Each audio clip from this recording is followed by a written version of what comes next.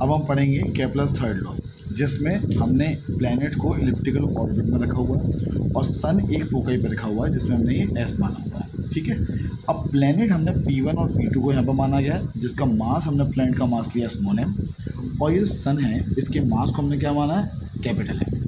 अब ये प्लैनेट जो है जब ये सन के चारों ओर चक्कर काटेगा तो ये अपनी वी वेलोसिटी से काटेगा। ठीक है, अब सन से लेके प्लैनेट तक की जो दूरी है उसको क्या मान लिया हमने आर मान लिया।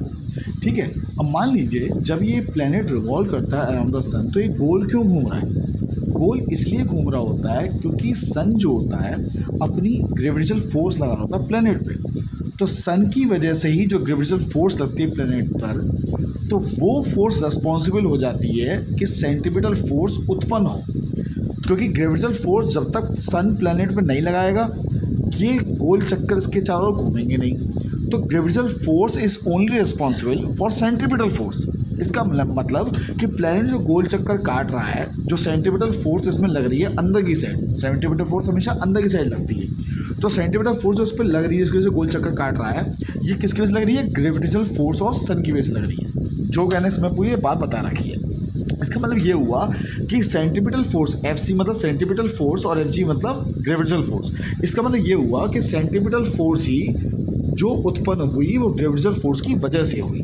अब हम अच्छे से जानते हैं कि m जो है मास ऑफ सन है और स्मॉल m जो है मास ऑफ प्लैनेट है। इन दोनों के बीच में जो फोर्स लग रही होगी, ठीक है, वो क्या होगी? G capital M small m upon R square, और सेंट्रीपिटल फोर्स का फॉर्मूला होता है m v square upon R. यहाँ पे v जो है वो वेलोसिटी ऑफ प्लैनेट है। अब हम यह देख सकते हैं जबकि दोनों के दोनों बराबर हैं, क्योंकि ग्रेविटेशनल फोर्स की वजह से ही सेंट्रीपिटल फोर्स उत्पन्न हुई, दोनों बराबर होंगे। अब हमने दोनों लगा दिया, अब m से m कैंसिल हो गया, यहाँ पे नीचे एक r से एक r पावर कैंसिल हो गई। अब हमारे पास बचा क्या? v स्क्वायर बराबर gm अपॉन आर। हमने इसको पहली इक्वेशन नाम दे दिया। अब हम जानते हैं ऑर्बिटल स्पीड क्या होगी, यानी वेलोसिटी क्या होगी। अब प्लैनेट जब गोल चक्कर काटेगा तो जाहिर सी बात है 2 पाई डिस्टेंस 360 डिग्री कवर करेगा, तो यानी सर्कमफ्रेंस कवर कर रहा है पूरा वो, और कितने समय में कर रहा है? टाइम में। यानी वेलोसिटी बराबर हमने पढ़ा ना फॉर्मूला डिस्प्लेसमेंट अपॉन टाइम, तो डिस्प्लेसमेंट हो गया 2 पाई आर। ठीक है, और टाइम क्या हो गया? टी हो गया। अब 2 पाई आर यहाँ पे वैल्यू आ गई। अब इस वेलोसिटी बराबर 2 पाई आर अपॉन टी को हम पुट कर देंगे पहली इक्वेशन में। तो देखो मैंने लिखा है नाउ इक्वेशन फर्स्ट, इसमें पुट कर दो 2 पाई आर अपॉन टी, कर दिया। अब इसका स्क्वायर करेंगे, यहाँ पे भी स्क्वायर, तो यहाँ पे भी स्क्वायर करेंगे। अब और ये बराबर जी एम अपॉन आर रहा। ठीक है, जब इसका हम स्क्वायर करेंगे तो क्या आएगा? 4 pi square R square upon T square G M upon R. अब देखिए जब ये आर ऊपर चले जाएगा तो कितना हो जाएगा? 4 पाई स्क्वायर आर का क्यूब हो जाएगा। इस टी स्क्वायर को ऊपर ले आओ, जी एम को ले आओ नीचे, तो ये हो जाएगा, जहाँ पे निकल गया है टी स्क्वायर बराबर 4 pi square upon G M T का क्यूब। अब 4 पाई स्क्वायर और जी एम ये पूरा कांस्टेंट है, जो कि मैंने यहाँ लिखा भी हुआ है। बचा क्या?